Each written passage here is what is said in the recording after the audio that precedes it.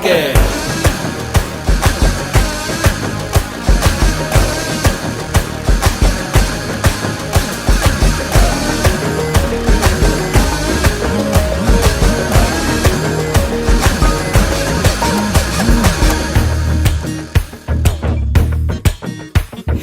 apple போன போல கையில எடுக்கவா உன்னை அப்படியே டச் பண்ணி கொடுக்கவா